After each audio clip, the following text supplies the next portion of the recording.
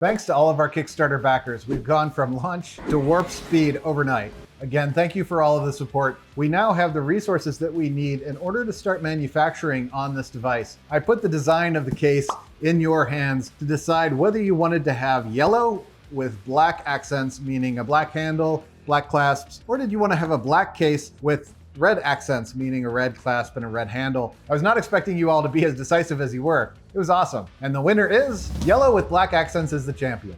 I heard reasons such as locating it in your truck, in your garage. It was much easier with the yellow case because you already have a lot of different black cases, and being able to associate it with beekeeping because bees are yellow and black.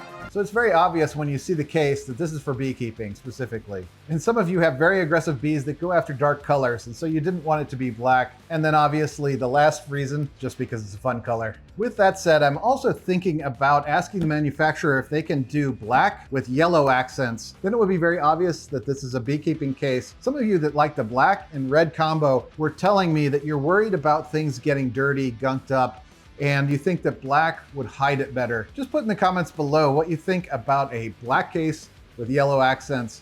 Good idea, bad idea? Just let me know. When I say that we're going at warp speed, what do I mean? I mean that we've already built our injection mold tooling. We should be ready in January to do our first tests of the T1 prototypes. The way that this works is that a molten plastic is injected into the metal mold that has the exact shape of the part. The mold then clamps shut and then the plastic cools and hardens. The mold opens and then the smoker's parts are ejected. The cycle then repeats every few seconds in order to create a new one. The picture that you see here is the tool before it's gone through the electrical discharge machining process. And here you see the same tooling, just the results of it. I think it's really fascinating. Whenever I see these molds, it reminds me of the scene where Han Solo is being encased in carbonite. I don't know if you have the same feeling. We've also 100% completed the silicone mold for the gunk-proof trigger and then also for the fill port that opens up just like a squirt gun, and you can fill up the tank just by pulling it open and closing it up. Also, we've gotten the CNC process squared away where we can mass produce these parts that are the adapters that go around the coils.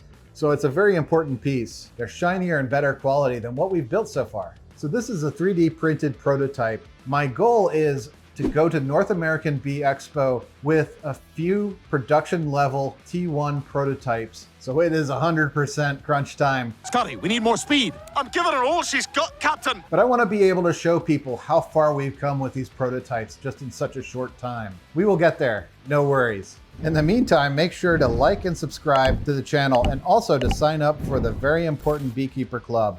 It's 100% free and easy to join. And thanks again for making the TechBee Smoker a reality. There's a lot more to come.